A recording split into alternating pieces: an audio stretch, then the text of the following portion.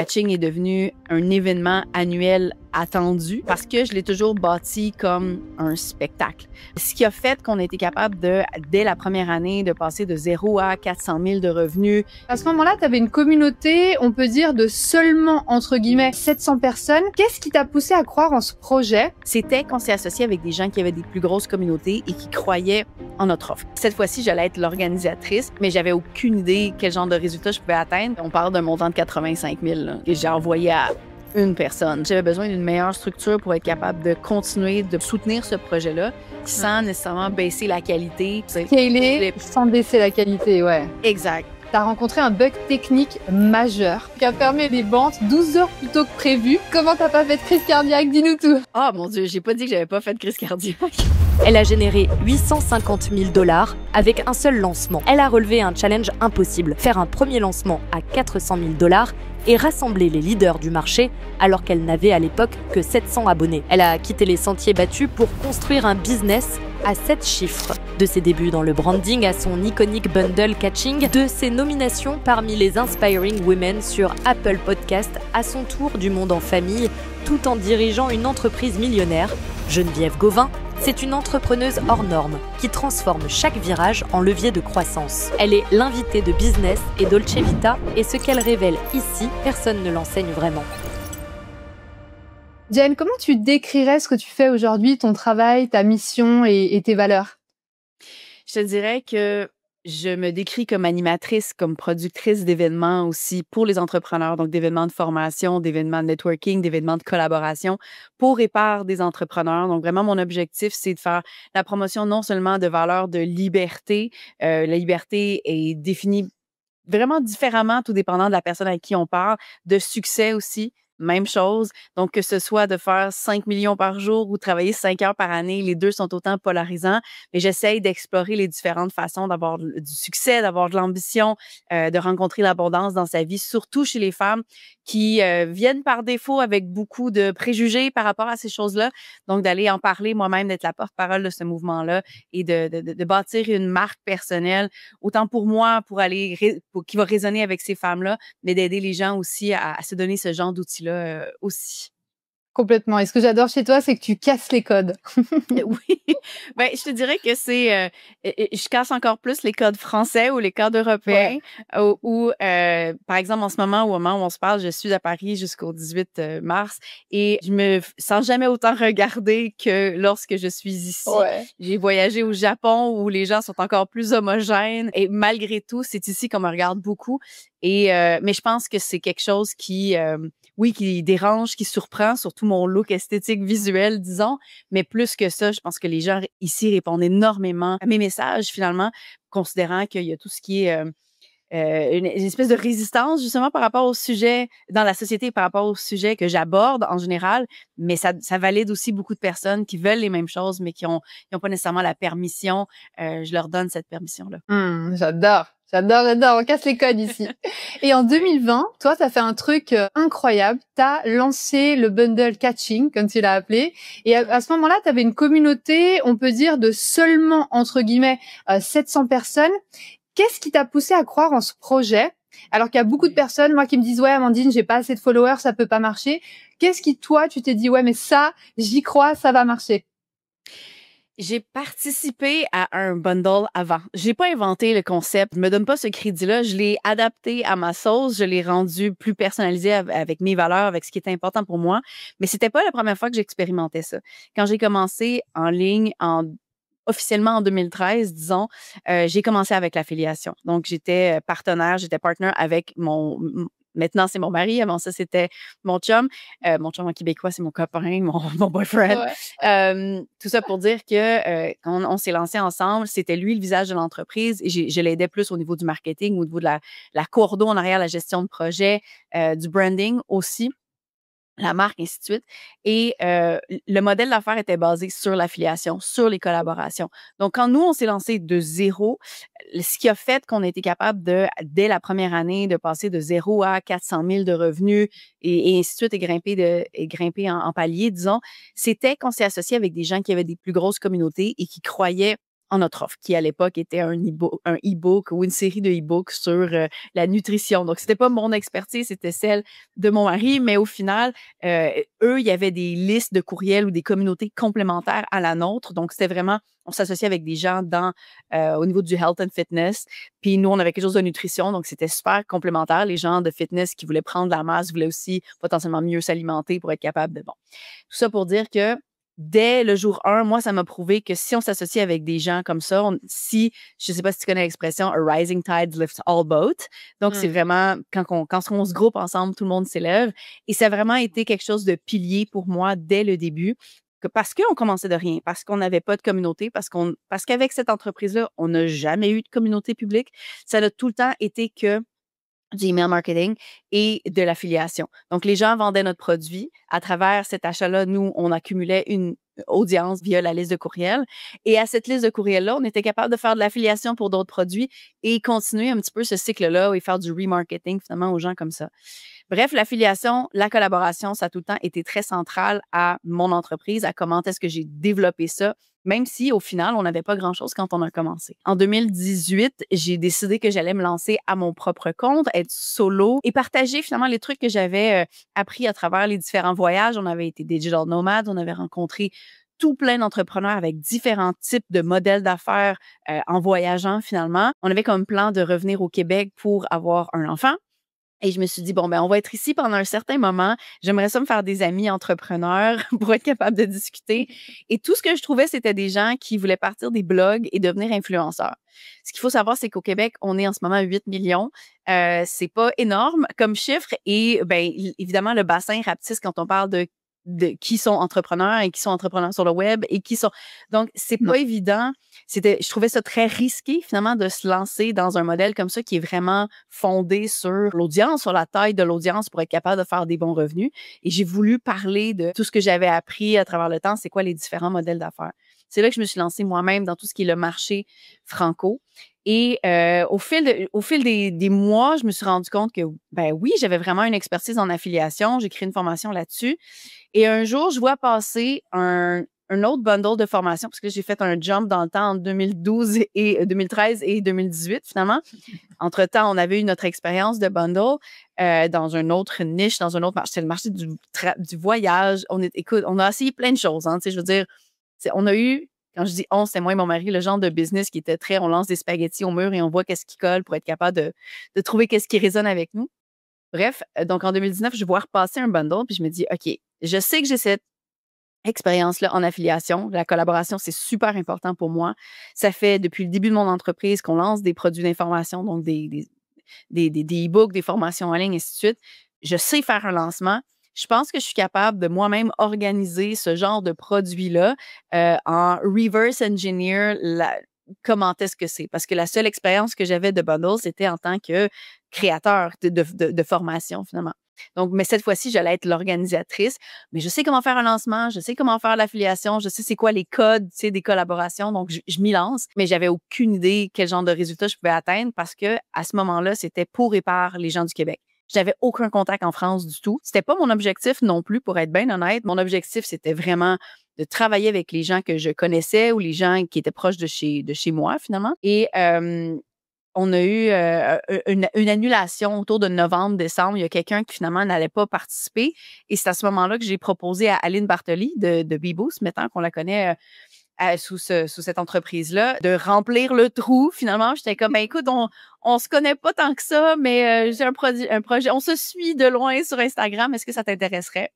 Cette première année-là, j'avais aucune idée de quel genre de projet, ou quel genre d'objectif, de résultats est-ce que je pouvais atteindre.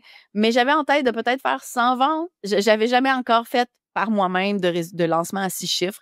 Je visais faire, je sais pas, à peu près la moitié. Je savais pas exactement combien de ce que je pourrais faire. Et au moment où on a lancé, dans le fond, c'était un lancement en 2 parties où on avait l'expérience catching avant, qui est l'espèce d'événement de pré-lancement gratuit où on apprend à connaître tous les formateurs qui, la semaine suivante, vont offrir des formations dans le pack de formation, dans le bundle.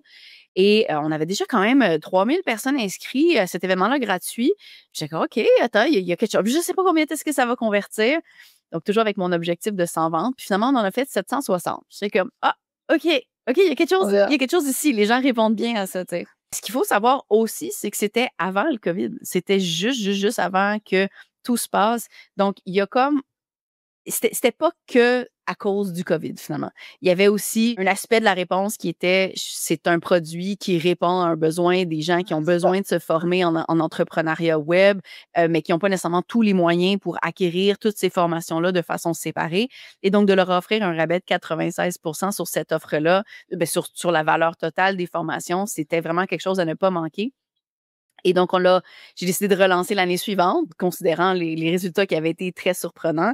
Et cette fois-ci, je me suis dit, je pense que je vais y aller big. On a fait 760, je vise 1500 cette fois-ci. C'est un chiffre complètement subjectif, mais je me dis, on est capable.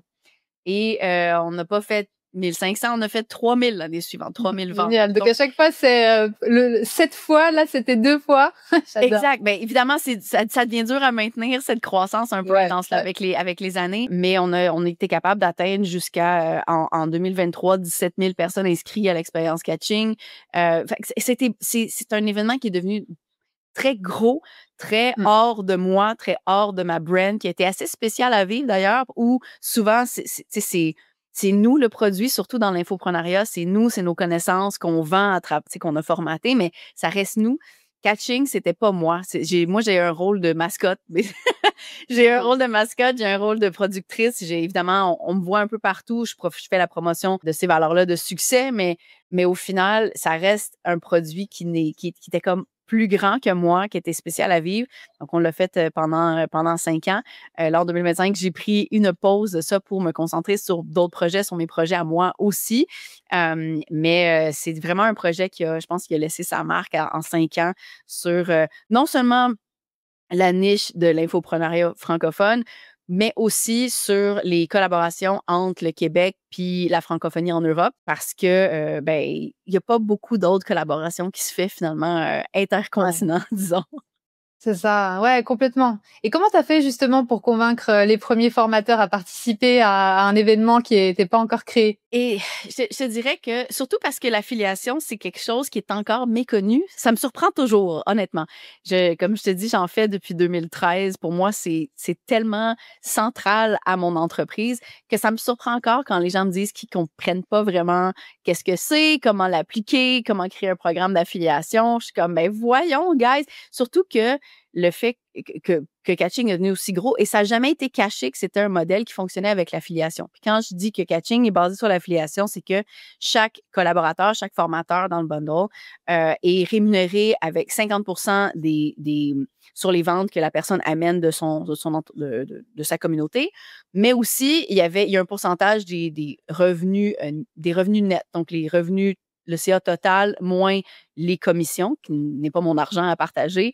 Sur ce montant-là, je donnais 1% à tout le monde, et ensuite, il y avait des concours d'affiliés en arrière sur les meilleures performances. Donc, c'était vraiment à la performance, tu sais. Mais on s'en est jamais caché, surtout que même dans les dernières années, ça a toujours été de plus en plus public parce que les gens apprenaient que c'était un modèle comme ça. Bref, dans tous les cas, ça m'a surpris, et ça me surprend encore, que les gens connaissent pas très bien. Donc, quand j'ai approché les gens initialement pour leur dire, donc, j'aimerais ça qu'on crée un programme, un truc ensemble dans laquelle je vais mettre ta formation qui a une valeur de 500 $. Puis là, on va la vendre à 96% de rabais. Ça t'intéresse-tu? Évidemment, il y a plein de personnes qui étaient comme, je vais-tu vraiment faire des revenus avec ça? Mais je pense que ce qui a été le plus convaincant, c'est que l'année avant les 2 années avant que je fasse cette proposition-là à mes collaborateurs, je m'étais déjà un peu positionnée comme l'experte d'affiliation. C'est un sujet dont je parlais énormément. Donc, ça a rassuré les gens. Je dirais que c'était quelque chose qui était fonctionnel, qui ramenait des revenus dans d'autres industries aussi. Il y a ça, mais je pense que la force du nombre et d'être associé avec d'autres entrepreneurs dans un même projet a convaincu aussi les gens. Quand on crée ce projet-là de collaboration, évidemment, on profite de l'audience des autres, mais on profite aussi de leur réputation à travers ça, comme effet secondaire, disons. Donc, je pense que j'ai mis en commun ces personnes-là, même s'ils ne travaillaient pas nécessairement directement ensemble. On crée un groupe Facebook aussi pendant le lancement pour être capable de se motiver ensemble, pour être capable de voir le concours des affiliés de façon quotidienne durant la période de vente. Donc, il y a vraiment eu cette connexion-là qui s'est créée entre les collaborateurs aussi. il y a eu plus que les bénéfices financiers qui s'est créés à travers ce projet-là. Il y a eu oui, bon, il y a eu la visibilité commune parce que, mine de rien, c'est pas, surtout en 2020 avec les gens avec qui je m'associais, parce que j'allais pas nécessairement viser des gens qui faisaient des millions et des millions. Mon objectif, c'était à peu près les gens qui faisaient tout à peu près mes revenus, avec pas nécessairement mon expérience spécifique en termes d'années, mais au niveau de la taille de l'entreprise. Mais malgré tout, l'audience commune allait créer quelque chose de très, très large. C'était pas nécessairement évident pour des gens qui avaient une audience de 700 personnes d'aller créer un événement gratuit où 3000 personnes s'inscrivaient. Donc, c'est vraiment cette force-là commune qui a créé cette visibilité-là. Je pense que j'ai réussi à bien vendre ces bénéfices-là, sachant pas exactement ça allait être quoi les résultats concrets, mais sachant que c'était probablement ça qui allait se passer, l'ayant vu dans d'autres lancements. Fait que la première année a été un peu plus complexe, mais les années suivantes, vraiment pas du tout. Là, c'était beaucoup plus simple de convaincre les gens quand on a vu c'était quoi les résultats qu'on avait obtenus. Ouais, mais t'as bien bossé. Je me souviens, ça a bien fait du bruit. Et en 5 éditions, vous avez quand même généré 3,1 millions de dollars avec plus de 65 formateurs dedans. Donc, bravo. Franchement, c'est un truc de ouf que vous avez réussi à faire. Ça a été quoi un petit peu ta stratégie pour générer autant d'argent? Donc, comme tu l'as dit, l'affiliation, ça, c'était au centre vraiment de ta stratégie. Ouais. Qu'est-ce qu'il y a eu d'autre? C'est tellement multifactoriel dans le sens où, pour moi, c'était la base, l'expérience catching, l'événement de pré-lancement est pour moi un des grands facteurs de ce succès-là. Parce que quand on arrive avec sa propre communauté, disons que toi et moi, on collabore, puis que mon audience ne te connaît pas et vice-versa, il y a un besoin de nous présenter à l'audience pour que la personne qui regarde se dise « Je dois absolument me procurer la formation d'un tel dans le bundle », surtout quand on est 14, 15 initialement. Pour que la personne voit la valeur se stacker, il fallait qu'on ait cet événement-là de speed dating, comme je l'appelle, où on donnait de la valeur en amont, où on montrait pas seulement juste l'expertise, mais aussi le formateur, le professeur, où on apprenait à apprécier ces gens-là. Donc, cet événement-là, pour moi, qui était vraiment de mettre le terrain et aussi de montrer aux gens qu'on était des vraies personnes et que c'était pas une arnaque. L'aspect arnaque a été tellement... Surtout dans les 3 premières années, je te dirais, éventuellement, les gens ont appris qu'est-ce que c'était, puis on avait assez de témoignages, puis on avait assez de personnes qui étaient capables de pousser, de vraiment confirmer non, ceci, c'est vraiment quelque chose, parce que le rabais était tellement énorme que pour beaucoup de personnes, ça faisait aucun sens. Mais au final, c'est ça, de montrer qu'on était des vraies personnes, il y a eu ça beaucoup. Il y a quelque chose qui s'est bâti aussi avec le temps, qui n'était pas nécessairement quelque chose que je pouvais contrôler à la première édition, mais Catching est devenu une marque en soi. Catching est devenu un événement annuel attendu, non, parce que je l'ai toujours bâti comme un spectacle, parce qu'il y avait parce que c'était assez court, mais assez long, parce qu'on avait tout l'aspect, parce qu'à chaque année aussi, j'améliorais la brand, le feel, les vidéos pour que ça soit encore plus immersif, pour que la qualité soit encore plus là. Je travaillais en collaboration avec chaque formateur pour que dans l'expérience catching, on soit capable d'offrir une stratégie gratuite qui allait aider les gens à passer à l'action dans le jour même, finalement, où ils allaient écouter les vidéos. Puis je travaillais intimement avec eux pour qu'on trouve quelque chose qui était très concret, qui était très actionnable, qu'on soit pas vraiment dans le flou. Donc, c'était un peu le pouvoir de la marque, de créer cet événement-là de type spectacle, puis de voir ça comme un spectacle aussi, de bien supporter mes affiliés, mes collaborateurs aussi, pour les aider à mieux promouvoir, pour qu'ils sentent vraiment qu'il y ait tout en main, que tout soit clair. Pour moi, je pense qu'il y a une grosse partie du succès qui se retrouve là, parce que oui, bon, on parle d'affiliation, puis la force du nombre, on en a déjà parlé, mais au-delà de ça, c'est de créer cette espèce de marque-là qui était devenue Catching. Et aussi, on se rappelle que c'est un événement qui est très... l'expérience Catching est seulement sur une semaine et c'est suivi de 5 jours de vente. Donc, ce produit-là est en vente 5 jours par année seulement. Donc, il y a une exclusivité, il y a une rareté dans ce projet-là. Donc, c'est vraiment, je dirais, tous ces facteurs-là qui peuvent expliquer aussi pourquoi le catching a autant été un succès, sans mentionner évidemment que l'offre elle-même, c'est un peu un no-brainer. Dans les dernières années, je pense qu'on a 10 000 plus dollars de valeur pour, encore une fois, 96% de rabais. Donc, la dernière édition coûtait 297 pour le bundle classique. On a eu une variante avec le bundle pro aussi, puis une combinaison des deux, mais règle générale, ça coûtait vraiment, ça coûtait une poignée, une bouchée de pain pour être capable de vraiment mettre la main sur des formations qui avaient non seulement de la vraie valeur, mais que souvent les gens vendaient depuis des années. Certaines formations ont été exclusives, certaines formations ont été lancées pour la première fois, mais la plupart des formations existaient déjà. Donc, les gens pouvaient voir, il y a un vrai prix, là, je peux l'acheter en ce moment séparément, puis acheter une formation. Tu sais, acheter le bundle, c'est souvent c'est le même prix qu'acheter une des formations, c'est voire moins cher. Donc, au niveau des maths, au niveau de l'offre, c'était vraiment un no-brainer. Mais après ça, au niveau de la stratégie puis de la marque, je pense que ça embellit un peu plus l'offre. On adore. Et est-ce que tu as une anecdote marquante qui illustre l'évolution de Catching au fil des années? La plus grosse évolution, je te dirais, parce que le modèle d'affaires, le plan de lancement est resté sensiblement le même dès le début. Donc, on avait tout le temps une semaine d'inscription, une semaine d'inscription à l'expérience Catching, une semaine d'expérience Catching. Tu sais, c'est court, 7 jours pour être capable d'aller chercher 17 000 personnes à un événement, tu sais, mais bref. Fait que une semaine d'inscription, une semaine d'événement, 5 jours de lancement. Donc, ça a toujours été à peu près la même chose. Quand j'ai lancé la première édition, j'étais au Japon. En fait, quand j'ai eu l'idée, j'étais au Québec, mais quand le lancement s'est passé, j'étais au Japon. On voyageait avec mon fils, avec mon chum. Et une des raisons pourquoi l'expérience Catching à la base a été en pré-enregistré, c'est parce que j'allais être à 14 heures de différence du Québec.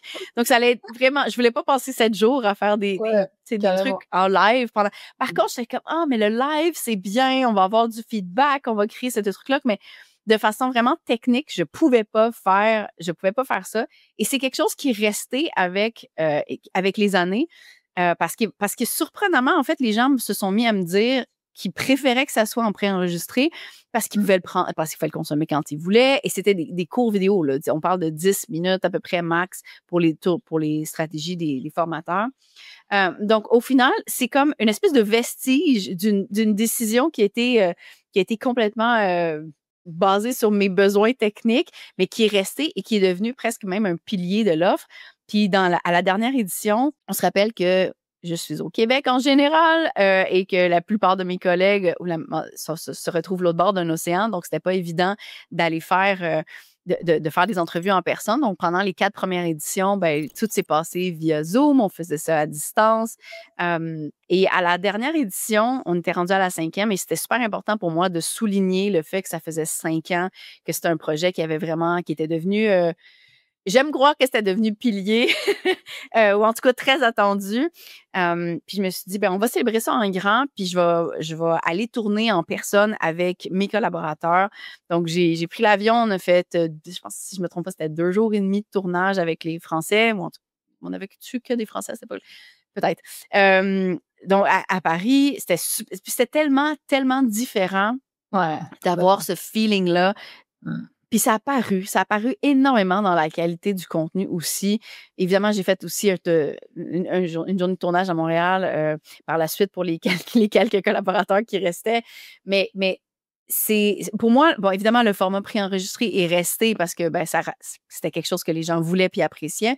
Mais d'augmenter la qualité de ça puis de commencer aussi à passer à du en personne, finalement aussi, c'était tellement un beau stepping stone aussi de dire, OK, on est rendu plus grand, on est rendu avec des moyens, on est rendu qu'on fait quelque chose comme si c'était un show de télé dans ma tête, là, tu sais, puis la connexion, ça paraissait tellement plus aussi. Donc, je te dirais que cette petite décision-là, technique initiale de je ne pourrais pas être là pendant la nuit, a mené à quelque chose qui est devenu un bénéfice pour ma communauté et qui a aussi mené à éventuellement créer quelque chose d'encore plus grand, polished. Peut-être que une prochaine version serait en direct, mais en même temps, je me demande pourquoi, considérant qu'on a créé quelque chose qui est devenu très beau aussi avec le temps. Ouais, complètement. Je sens que tu es très passionnée quand on parle. Je trouve ça beau. C'est très, très central dans ma vie pendant 5-6 ans même. Donc, c'est vraiment un projet qui en partie m'a défini pendant longtemps, ce qui a été même difficile de s'en sortir quand j'ai pris la décision de prendre une pause, parce que là, on se pose la question, qu'est-ce que je fais d'autre, considérant que ça a ramené 95% de mes revenus pendant 5 ans. Mais c'est comme mon bébé, là. Trop ça beau, trop bien.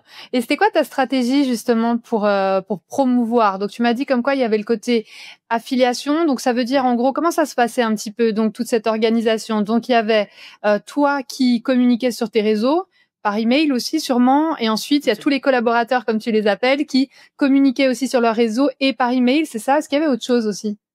Exactement. Ben en fait, c'est à la base, c'est ça. Dans le fond, nous, moi, j'ai mis en place des obligations de promotion de base. Donc, on avait, tu dois promouvoir sur deux médias. Donc, en fait, initialement, c'était par email et sur le média social de ton choix pour l'ouverture des inscriptions à l'expérience catching.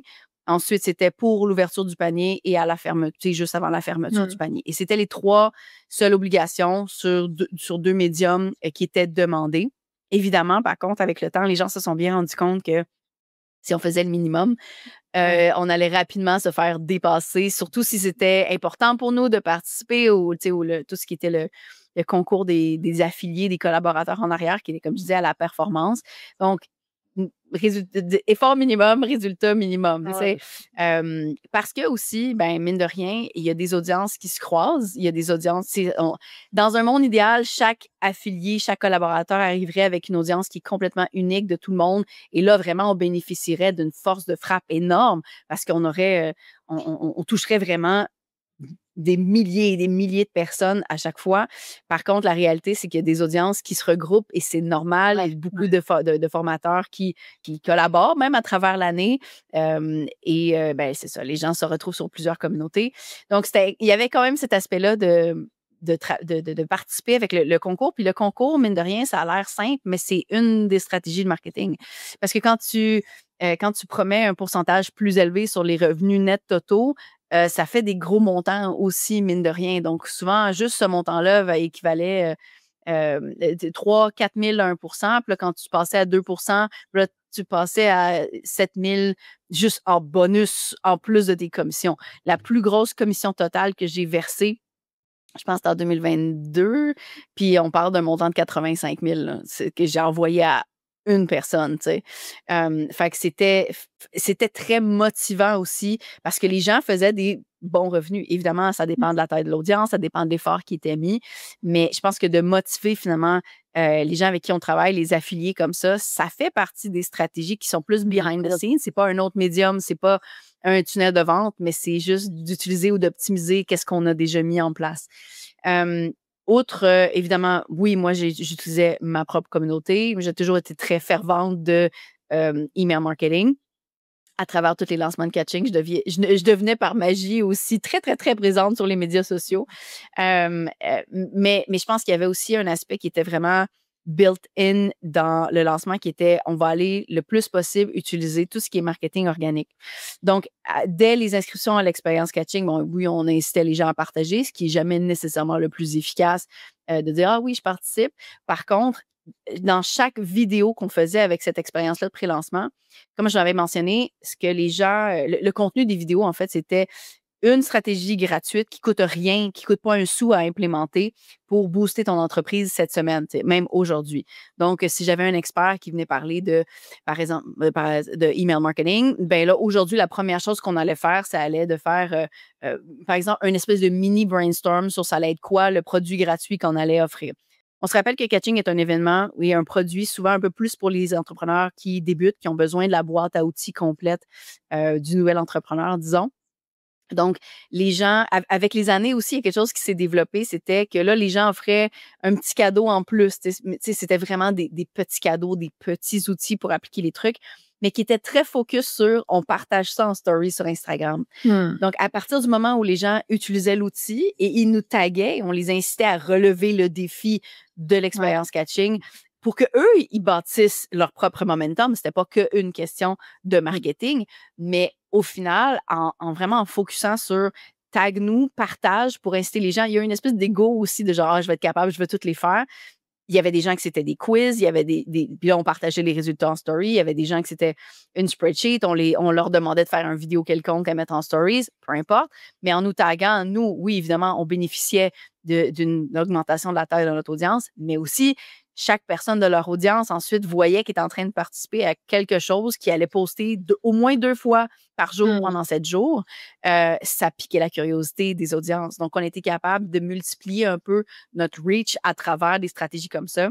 Et ensuite, Ouais, en gamifiant vraiment. Ouais. en gamifiant exactement. Puis ensuite, pour les acheteurs, c'était-tu dès la première année? Je pense que oui. Mais tu sais, évidemment, tu as probablement déjà vu ça, les espèces de petites images, genre, je viens de m'inscrire à telle formation et tout. C'était pas que partage ça, c'était partage ça et tu cours la chance de gagner 500 $ plus un remboursement de ton achat en ce moment. Donc, le prix aussi est intéressant. Dans les dernières années, ensuite, j'ai mis 1 prix, 2 prix, tu sais, pour vraiment motiver les gens à le partager parce que c'est peu demandé de partager ça, mais ça amène beaucoup de confiance indirecte de la part de leur audience à eux, évidemment, des gens qui regardent leur propre contenu. C'est quoi que tu as acheté? C'est quoi ce catching? C'est quoi? Surtout qu'en plus, quelque chose qui m'a vraiment surpris, puis ça, c'est vraiment petite anecdote inusitée. Catching, je sais, est-ce que tu sais c'est quoi? Genre... Le nom, non. OK, mais voilà, c'est la preuve de... au Québec, aux États-Unis, catching, c'est super clair qu'est-ce que c'est. C'est le son de l'argent. Catching. J'adore. C'est une caisse. En fait, c'est le son d'une caisse. J'adore.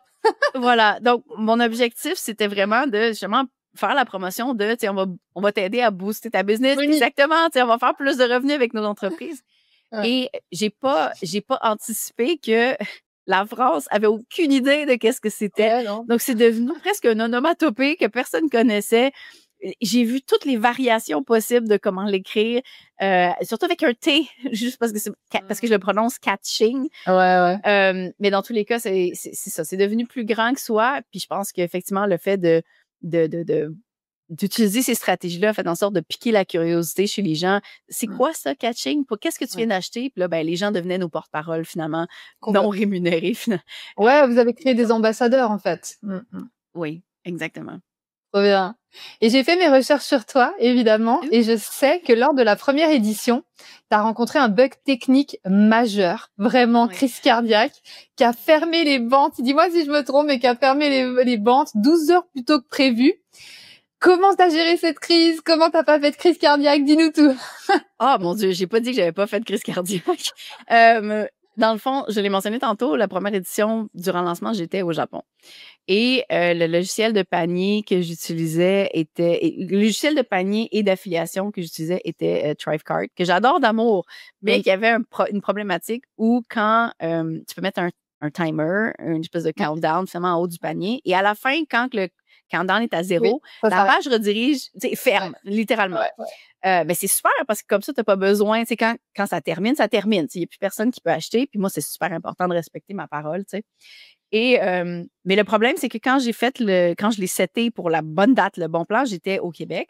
Puis ensuite, j'ai réouvert le panier pendant que j'étais au Japon pour finaliser le dernier truc. Et ça s'est mis à l'heure du Japon. Exact. Et il y avait pas, je pouvais pas choisir sur quel fuseau horaire est-ce qu'il allait être minuit. Donc, malheureusement, le logiciel a décidé qu'il allait être minuit au Japon. Donc, moi, je m'en vais me coucher. Et oui, durant la dernière journée, je me dis, OK, quand je vais me réveiller, il va rester quelques heures, finalement, au lancement. Et tout va bien. Tu sais, en plus, c'est la dernière journée. Là. Dans un lancement, les 48 dernières heures, la dernière journée spécifiquement, c'est là où tout se passe exactement. Puis je me suis dit, je vais me réveiller, puis ça va être super bien. Tu sais, je vais avoir une belle surprise. Ah là là, je me réveille et là, ben, tranquillement, je m'étire, je regarde mes ventes et c'est là que la crise cardiaque pogne parce que je vois dans notre groupe Facebook de collaborateurs que les gens sont en panique parce que là, tout le monde écrit « Le panier est fermé, qu'est-ce qui se passe? Qu'est-ce qu'on fait? Dernière journée, on ne sait plus où envoyer. » Puis là, les gens commencent à s'envoyer des trucs. Moi, j'ai créé une liste d'attente pour que les gens puissent... Je vais les annoncer quand ça va réouvrir. Les gens étaient devenus créatifs là, pour être capables de récupérer le trafic que là, on avait envoyé, puis il menait à rien, tu sais. Puis, on se rappelle que c'était mon premier gros lancement collaboratif par moi-même. Pour moi, c'était aussi une question de réputation de est-ce qu'elle est professionnelle là-dedans, est-ce qu'elle est capable de s'ajuster. Et là, je pleure, je sais pas qu'est-ce que je fais. Je me mets à faire un live dans notre groupe Facebook. Je suis comme là, je sais pas. Puis là, je demande à tout le monde qu'est-ce qu'on fait. Finalement, semi-compliqué. On se dit, ben, on va faire juste une extension de 24 heures et là, on va s'assurer qu'il est sur le bon fuseau horaire et que tout va bien. Mais il y a eu vraiment une partie de moi où c'était une question de genre de respect aussi pour les gens avec qui je travaille. C'était pas que j'ai raté mon lancement, mes revenus. C'était, oh my God, il faut confiance. Mais Puis ça que arrive. ça fonctionne. Oui, évidemment, ça arrive. Mais après, on relativise, Oui, en rétrospective. Mais c'est ça, fait que là, à partir de ce moment-là, j'étais comme, êtes-vous correct? Parce que pour moi, c'était vraiment, again, super important. Ça va être juste 5 jours. Tu sais, on va faire une extension. Puis c'est vraiment une extension. Tout le monde a vu là, que le panier était fermé. Vous êtes correct avec ça? Oui, OK, fine. Change les courriels de vente. Let's go, on change le panier. La vente repart et tout. Puis au final, tu sais, c'est ça, on a fini par finir avec 760 ventes, ce qui est déjà excellent par rapport à mon objectif initial. Je ne sais pas combien est-ce qu'on aurait fait si ça avait terminé au bon moment. Peut-être que ça nous a rajouté, peut-être que ça nous en a enlevé, on ne saura jamais. Mais c'est une expérience qui était c'était très crise cardiaque, for sure. Surtout parce que c'est ça, tu n'as pas de contrôle quand tu dors. Je pense qu'à partir de ce moment-là, je suis devenue tellement paranoïaque dans tous mes lancements. Aller me coucher, même la nuit, là, je dormais plus, je faisais de l'insomnie, puis je faisais C'était très traumatisant. Et c'est ça, comme tu dis, en rétrospective, c'est un bug technique. Les gens, au final, sont juste contents quand on leur donne une extension. Puis c'est même pas une fake extension. C'est pas genre, oui, à la demande générale. T'sais. Non, c'est vraiment, on a eu un problème. Mais c'est ça, je te dirais que ça forge des réflexes plus tard dans d'autres lancements qui sont vraiment obsessifs pour être vraiment sûr. T'as-tu regardé le fuseau horaire? Est-ce que tu correct? Le lien, tu sais. Mais on a tous eu des bugs techniques. On en a tous eu un énorme. Des gros lancements comme ça avec plein de collaborateurs, pour moi, je l'ai mentionné tantôt, c'est un spectacle. Puis, the show must go on. T'sais, il faut continuer, il faut s'adapter. Il y a un problème, c'est pas grave. J'ai eu d'autres bugs techniques plus tard. J'ai eu des courriels pour l'expérience catching avec des broken links qui est envoyé à justement 10, 14 000 personnes d'un coup. J'ai des pages web qui, à cause du trafic, justement, sur la vidéo, ont crashé. Fait que là, il a fallu que j'upgrade mon serveur en plein... Tu sais, je veux dire, j'en ai eu plein après ça, d'autres bugs techniques. On s'adapte, c'est le genre de choses qui arrivent tout le temps. Il y a une espèce de pression qu'on se met aussi, je dirais, quand l'audience est aussi grosse, mais aussi quand tu as plein de collaborateurs qui comptent sur toi parce que ils peuvent pas contrôler rien de ça. Eux autres, ils sont chez eux, ils n'ont pas d'accès admin à rien. Puis pour beaucoup, parce que l'événement devenait assez très rentable pour tout le monde, ben ça fait partie de la planification des revenus qu'ils ont fait dans leur année. Tu sais. Donc, pour moi, il y avait une grosse pression comme ça de m'assurer que ces gens-là avaient l'expérience la plus optimale possible. C'est encore mon objectif dans n'importe quelle collaboration que je fais. Mais disons que c'est ça, on apprend, ça devient un peu un traumatisme un peu plus tard qui est dur à laisser. Complètement. Et tout à l'heure, tu disais comme quoi, justement, t'as décidé de faire une pause avec Catching et je sens quand on parle que ça a compté vraiment pour toi. Comme tu l'as dit, ça, c'est 5 ans. C'est pas rien, 5 ans. C'est un bébé, on va dire, mais quelque chose auquel on tient et t'as grandi avec ça aussi. T'as rencontré des personnes extraordinaires, aidé aussi des personnes extraordinaires à travers ça. Qu'est-ce qui a motivé cette décision qui est pas facile, je sais, parce que moi aussi, j'ai arrêté un autre de mes programmes et ça a été hyper dur. Je me disais, mais toutes ces personnes qui vont pas en profiter, je sais que je transforme la vie des gens, est-ce que tu es sûr? Ça a été dur en tout cas, donc je connecte vraiment avec toi là-dessus. Comment tu as fait pour prendre cette décision? Déjà, d'où elle vient cette décision? Bon, même si j'ai ma petite idée, parce que tu l'as dit que ça t'avait un petit peu dépassé, c'était plus vraiment toi, donc ça m'intéresse. Et aussi, justement, comment tu as pris cette décision ballsy? Tu sais, ça fait plus de 12 ans, ou presque 12 ans, je sais plus calculer, là, que je suis en business en ligne, puis des décisions ballsy, les décisions sont devenues de plus en plus ballsy avec le temps, parce que à chaque fois que tu en fais une, ben, la prochaine fois, tu es capable d'en faire une qui est encore plus risquée, j'imagine. Donc, c'est une décision qui a été assez rapide à prendre, difficile mais rapide à prendre parce que c'était très clair pour moi qu'est-ce que j'avais besoin de faire pour la suite des choses. Une des problématiques avec Catching, c'est que ça a toujours été un événement avec une équipe qui était assez réduite, ce qui était super pour les coûts, mais en même temps qui était très demandant pour moi. Il y a des gens sur ma team qui étaient là de façon plus récurrente, mais pendant le lancement, ben, j'avais une team de pub qui était là que pour le lancement. J'engageais quelqu'un pour faire le motion design sur les vidéos. C'est pas des services que j'avais besoin à l'année longue, mais c'est un projet qui était rendu très coûteux. Mais plus que ça, qui était coûteux de façon énergétique pour moi. J'ai malheureusement, avec les années, évidemment, j'ai bâti plein de processus, plein de systèmes pour être capable de répéter des trucs. Pour une raison ou pour une autre, c'était pas les processus n'étaient pas assez optimales pour être capable de me permettre de vraiment, moi, être que dans le marketing, être que dans mon rôle d'animatrice. J'étais encore vraiment très hands-on dans le projet. Et ça m'a vraiment épuisée, spécifiquement la dernière année où j'ai pris plus de risques. Notamment, je parlais tantôt d'aller tourner en personne.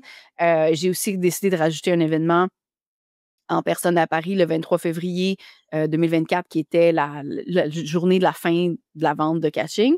Ça se voulait être non seulement une espèce de party de fin, de clôture, mais aussi streamer pour que les gens qui n'ont pas encore acheté, voient un peu plus encore de nos formateurs, de ceux qui étaient présents, ce qui était presque la totalité des formateurs de cette année-là d'ailleurs. Mais un événement en personne de 300 personnes, ça coûte beaucoup d'argent aussi. Donc, les coûts ont augmenté. La pression sur moi, personnellement, a augmenté énormément. Donc, à la fin de cet événement-là, j'étais très, très, très, très épuisée. Et j'ai comme réalisé aussi que non seulement j'avais besoin de repos, mais j'avais besoin d'une meilleure structure pour être capable de continuer de soutenir ce projet-là sans nécessairement baisser la qualité juste pour le refaire. Scaler sans baisser la qualité, ouais. Exact. Je voulais pas sacrifier ça. Donc, ce qui me manquait, c'était justement une team qui était potentiellement plus grosse, mieux formée aussi pour être capable de me sortir de ces choses-là. Mais pour être capable d'avoir cette team-là, puis on le sait, les ressources humaines, c'est souvent qu'est-ce qui coûte le plus cher dans une entreprise. J'avais besoin de créer d'autres types de revenus aussi. Je l'ai dit tantôt, Catching, c'était 95% de mes revenus. C'est quelque chose qui est très risqué aussi, mine de rien, parce qu'il suffit que l'événement commence à moins performer, suffit que moi, ça ne me tente plus de le faire parce que, je sais pas, je suis en complète dépression. Je sais pas, mais j'étais vraiment prise à la limite dans ça. Et c'est un événement qui prenait... La dernière édition a pris 9 mois à organiser au complet, du début jusqu'à la fin. Évidemment, c'était pas 9 mois de temps plein sur le projet. C'était plus temps plein dans les 3 derniers mois. Mais malgré tout, c'est très long et ça fait en sorte que mon focus est là-dessus pendant une très grande partie de mon année. Donc, si je veux être capable de bâtir quelque chose d'autre, je ne peux pas avoir un focus aussi vraiment précis sur ce projet-là. Donc, j'ai décidé de prendre le risque de faire une pause sur ce projet-là, quitte à, de façon très claire, diminuer mes revenus drastiquement pour bâtir quelque chose de nouveau qui m'appartient. Catching m'a toujours appartenu, évidemment, mais quelque chose qui était plus par rapport à Jen, qui était plus par rapport à qu'est-ce que moi j'amène spécifiquement au niveau de la production. Donc, je voulais diversifier. Je voulais prendre le temps de bâtir de façon plus solide pour revenir plus tard de façon plus préparée, plus posée, pour mieux protéger mon temps plus tard aussi. Donc, oui, c'est un risque énorme parce que j'ai pris une coupure de revenus massive, là, je veux dire, les lancements de 2023 et 2022 et 2024 ont généré à eux seuls 854 000. Puis le lancement combiné du gala, parce que le gala Elevate, l'événement en personne, a eu ses ventes, mais chaque personne avait aussi un bundle catching inclus dedans. Donc, je les combine ensemble. Et bon, fait qu'on était à 734 000 finalement la dernière année avec ces 2 trucs-là combinés. C'est super, c'est des gros revenus. Évidemment, ça compte pas toutes les dépenses puis l'affiliation derrière. Mais dans tous les cas, si j'ai pas ces gros projets-là puis si j'ai pas cette brand-là massive, je repars presque from scratch. Fait que je savais que ça allait être plus difficile financièrement et c'est le cas. Mais j'ai bâti énormément de relations, j'ai bâti énormément de réputation à travers ce projet-là, d'audience aussi. Donc, c'est sûr que ça m'a énormément amené au-delà des revenus et c'est ça sur quoi je rebâtis en ce moment, petit peu par petit peu, et à essayer de retrouver qui est Jen finalement après Catching. C'est tout un processus, je te dis. J'adore, trop bien. Et justement, j'allais te demander, c'est quoi la suite pour toi? Comment tu te vois? Là, on est quoi? On est en mars, t'es à Paris, tout se passe bien, tu profites, et après, qu'est-ce que tu fais? Je suis en processus en ce moment, comme je disais, de travailler sur tout ce qui est ma brand personnelle à moi. J'ai lancé en janvier dernier le sommet What's Next, qui était un nouveau bébé où je savais pas non plus exactement comment est-ce que les gens allaient réagir. Mais ce que j'ai trouvé pas à travers ce sommet-là, mais à travers l'exploration de qu'est-ce que je pouvais faire, c'était surtout que de plus en plus, il y a des formateurs, il y a des experts, on voit, il y a beaucoup de créateurs de contenu qui font la promotion souvent de leur propre vérité. Puis quand je parle de leur propre vérité, c'est que tu vas avoir des gens qui vont dire non, il n'y a que la pub, tu n'as pas besoin de rien d'autre. D'autres qui vont dire ah, mais non, toi, tu peux que tout faire avec du marketing de contenu sur Instagram. Ah, puis après ça, tu as la crowd LinkedIn. Je veux dire, il y a de tout. Après, c'est différents modèles d'affaires, ainsi de suite. Faire de l'argent sur le web, ça a toujours été un de mes cheval de bataille, je te dirais, parce que en ce moment, j'ai mon podcast Effronté, mais avant Effronté, j'avais mon podcast Les vraies affaires qui avait comme objectif de regarder les différents modèles d'affaires en ligne puis d'interviewer des gens avec vraiment une variété de modèles pour que les gens puissent trouver leur propre réponse, qu'est-ce qui fit avec moi et qu'est-ce qui va me donner les clés de ma propre liberté. Mais je pense que c'est encore plus important d'avoir ce dialogue-là aujourd'hui parce que justement, on a beaucoup fait la promotion de la possibilité de faire de l'argent en ligne avec ce qu'on sait, avec nos connaissances. Et ça fait en sorte que les gens qui regardent les nouveaux entrepreneurs ou même les anciens entrepreneurs, les gens plus expérimentés, peuvent avoir beaucoup de difficultés à se dire, oui, mais qu'est-ce qui est vrai? Qu'est-ce qui fonctionne? Quand une personne me dit que j'ai pas besoin de pub, puis quand l'autre personne me dit, tu as juste besoin de pub, où est-ce que je me place? Donc, je me suis dit, ben, c'est pas compliqué, je vais faire des débats. Je vais organiser des débats entre des gens qui ont des opinions opposées ou qui ont des opinions sur un spectre spécifique pour que les gens parlent puis qu'on soit capable d'avoir des nuances, qu'on soit capable d'avoir des perspectives. Et c'est vraiment un événement qui a résonné avec beaucoup de personnes. J'avais comme objectif 5000 inscrits pour ce premier événement-là, qui, on se rappelle, est un événement gratuit. Bon, il y a une passe VIP en arrière et tout, mais on en a fait 6600 puis j'étais comme, OK, on a quelque chose. Puis, c'était pas, j'ai pris des concepts de catching, mais j'ai pas mis d'obligation de promotion. Je voulais être capable d'avoir pour cette première édition-là aussi, d'avoir des gens qui avaient de très grosses audiences qui allaient pas nécessairement accepter si je leur disais, il faut que tu fasses X, Y, Z. Donc, j'ai pris certains concepts. Fait que c'est sûr que j'aurais peut-être fait beaucoup plus d'inscrits ou même de ventes si on avait eu ça, si j'avais imposé certains trucs que je vais probablement faire à la deuxième édition. Mais pour, lancer ce premier projet-là, je me suis dit, on va faire ça un peu plus soft, mais je vais faire le pari que si j'ai des gros noms, ben les gens vont vouloir s'inscrire pour les gros noms. Donc, ça va potentiellement mieux convertir, même si on va peut-être avoir moins de trafic, tu sais. Donc, tu as construit par-dessus catching, justement, quelque chose qui finalement... J'ai appris de catching, ouais. Ouais, finalement, ressemble un peu, mais avec un tournant qui te ressemble le plus aujourd'hui. Et de nouveau, dans ce que j'entends, tu as cherché, en fait, quel est le besoin du marché, en fait. Exact. Mais What's Next, c'était qu'un événement gratuit. C'était pas comme inclus tant que ça il y avait pas de bundle, il y avait pas de ça. Par contre, je voulais faire la promotion d'un nouveau membership que je viens tout juste de lancer qui était le Boardroom où, encore une fois, toujours dans l'objectif de partager What's Next, d'avoir des formateurs. Je ne me considère plus vraiment, en fait, je me considère plus comme formatrice. Ça fait plusieurs années. Mon objectif à moi, c'est de mettre le spotlight sur d'autres formateurs, surtout dans justement la formation pour entrepreneurs, de mettre le spotlight sur des gens qui je pense qui sont géniaux, qui ont beaucoup à apporter et d'utiliser mes skills justement d'organisation d'événements, de collaboration pour ce faire. Donc, à travers le Boardroom, c'est ça, c'est des gens qui viennent parler de qu'est-ce qui fonctionne pour eux, qu'est-ce qui ne fonctionne pas pour eux aussi, puis d'expliquer pourquoi ça s'est passé comme ça. Donc, de faire des études de cas sur des lancements. Donc, un lancement qui a super bien fonctionné, de comprendre pourquoi cette décision-là a amené à cette conséquence-là ou complètement le contraire, des gens qui vont venir parler de lancements complètement ratés puis d'expliquer le behind the scene parce que je pense que quand on a ces discussions-là, autant sous forme de débat que dans un contexte où quelqu'un va venir nous expliquer en détail qu'est-ce qui s'est passé en arrière, ça nous permet de valider nos propres résultats, mais de voir aussi c'est quoi la vraie réalité de l'entrepreneuriat et de qu'est-ce qui fonctionne en ce moment. Il y a des stratégies et pour qui? Puis ça, je pense que c'est aussi très important et pour qui? Parce que c'est pas parce que quelqu'un a obtenu des résultats que ça va être exactement reproduisible, disons, dans une autre entreprise. Donc, de bien comprendre tous les facteurs qui ont entré en jeu dans des résultats obtenus. Pour moi, c'est super. Pour moi, c'est quelque chose que je veux avoir. C'est le genre de discussion que je veux avoir avec des collègues.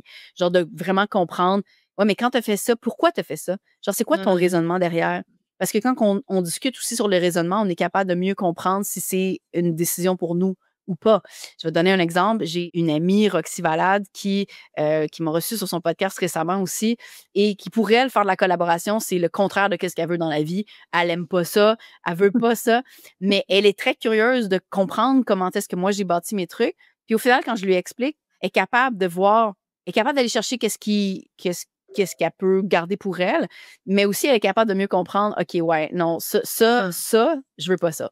Puis c'est super important aussi parce que sinon, on se lance dans des stratégies juste parce que les autres le font. Donc, bref, ce membership-là, pour moi, c'est cette façon-là aussi de documenter mon propre contenu, qui est quelque chose que je vais implémenter dans les prochaines semaines, mois, mais aussi de documenter l'expérience terrain brut d'entrepreneurs qui sont Ouais, déjà sur on le a besoin de ça. terrain. Ouais, complètement. En plus, c'est Je suis bien authentique. d'accord. On a complètement besoin de ça. Trop bien. Merci pour tout, en tout cas. Merci pour tout ce que tu Merci à toi. apportes. Tu as toujours cette vision, tu casses les codes, comme je le disais au début de l'interview, et tu apportes vraiment quelque chose qui me manque aujourd'hui sur le marché. Donc, merci pour tout, vraiment. Merci. Merci à toi. Merci pour l'invitation. J'espère que ça va plaire aux gens qui écoutent aujourd'hui. Ça va grave plaire, j'en suis sûre. Merci pour tout. Merci. Bye bye.